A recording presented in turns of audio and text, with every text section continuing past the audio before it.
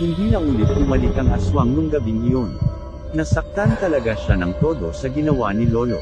Kumanga naman ako kay Lolo. Paano niya kaya nagawa yun? Sobrang tapang niya kumpara sa akin na. Hindi na din nakalabas nung gabing yun. Kinabukasan, antok na ako nung mga oras na yun. Kasi wala pa akong tulog. Yung mga kaibigan ko nagpaalam na uuwi na sila para makatulog na ang mga ito. Isa-isa naman nagdadatingan ang mga tao dito sa bahay. Kaya meron na ulit mag-aasikaso. Tutulog na sana ako nang may napansin ako. Isang magandang babae. Napatingin ako sa kanya at bigla naman itong yumuko. Sabay saklab ng damit sa ulo. At saka dahan-dahan umalis. Ngayon ko lang siya nakita dito. Parang ika-ika siya na animoy may dinaramdam ito. Ang ganda-ganda niya. Ang puti-puti. Makinis ang balat. At katamtaman lang ang taas nito. Tinanong ko naman ang kapitbahay namin kung sino ito. At nalaman kong bago lang pala sila sa lugar namin. Parang gusto ko siyang makilala. Bago ako umuwi ng Manila. Sana makilala niya ako. Sambit ko pa sa sarili ko. Nag-almusal na ako at natulog na nung umagang yun. Ang sakit-sakit na kasi ng ulo ko. Kaya kailangan ko ng matulog. Low blood pa naman ako. 3:00 na ng hapon nang nagising ako. Gutom na ako kaya dali-dali akong lumabas at naghanda ng kumain.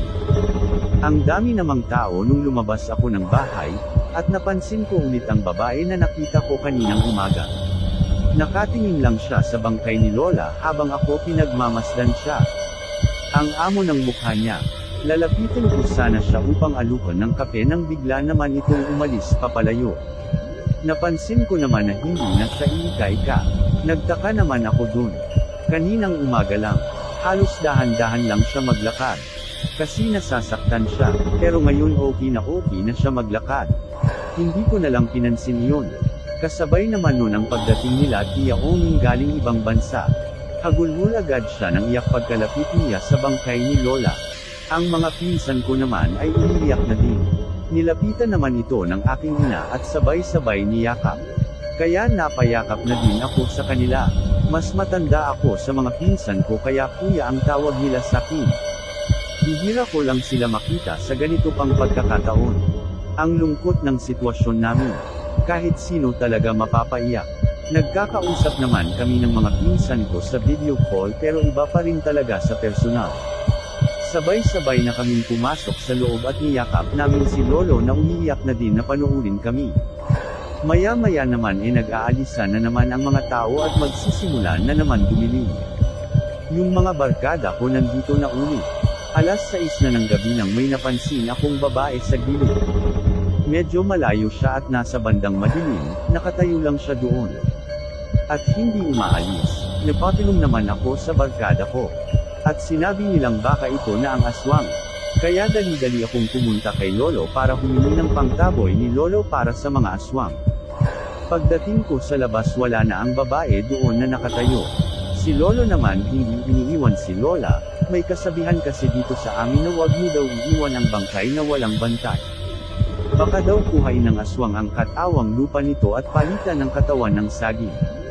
Dati sa TV ko lang napapanood yun. Pero ngayon nangyayari na sa amin. Mag-8 na ng gabi na may tila lumilipad sa bubungan namin. Ang tagal ng pagkakalipad niya at sobrang lakas na bumagsak sa bubungan kaya gulat na gulat kaming lahat. Bumalik na naman ang aswang. Hindi na nadala sa mga sugat niya kagabi sambit ni Lolo, kaya pinabantayan sa akin ang bangkay ni Lola at pumasok si Lolo sa kwarto. Ako naman hindi ako talker. Kasi may pangontra ako sa aswang na galing kay Lolo. Nung naramdaman ng aswang na papalapit si Lolo sa labas dali-dali itong lumipad palayo. Animoy takot na sa nangyari kagabi. Tinapat lang yata kami ng aswang ngayong gabi. Hindi na ulit bumalik ang aswang hanggang sa huling burol ni Lola. Kinabukasan kasing ililibing na si Lola. Sa wakas hindi na kami pupuntahan ng aswang. Nakakatakot din kasi lumabas ng bahay sa gabi pag ganito sitwasyon. At ito na nga, isang gabi na lang kaya hindi na nag-aalisan ng mga tao. Nagtiyaga na silang magpuyat magdamag, total huling gabi na daw. Kaya ang daming tao. At napansin ko na naman ang babaeng maganda na nakatayo sa labas, wala siyang kasama sa gilid. Kaya naman nilapitan ko ito.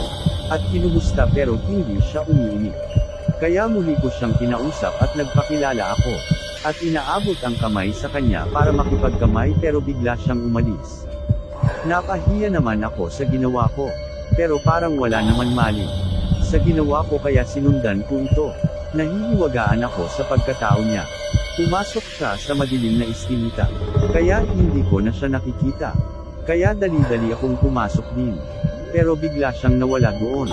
Nang bigla, nagulat naman ako sa pusa na tumalon sa harapan ko. Masama ang tingin sa akin at pulang-pula ang mata nito. Na tila galit na galit at gusto akong lapain. Ngayon lang ako nakakita ng ganitong pusa na pulang-pula ang mata. Napaatras naman ako, nag-iisip ng tamang gagawin. Bigla kong naalala na may dali nga pala akong pangkaboy sa aswang. Kaya inagisan ko ito.